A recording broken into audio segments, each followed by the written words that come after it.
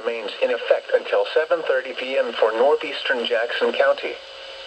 At 6:57 p.m., a severe thunderstorm was located near Murfreesboro, moving southeast at 30 miles per hour. Hazard, 60 miles per hour wind gusts. This is a radar-indicated threat. Impact, expect damage to roofs, siding, and trees. Locations impacted include Carbondale, Murfreesboro, DeSoto, Elkville, Dowell, and Brigands.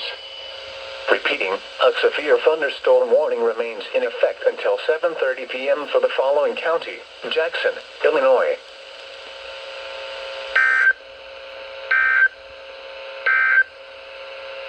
Severe thunderstorm.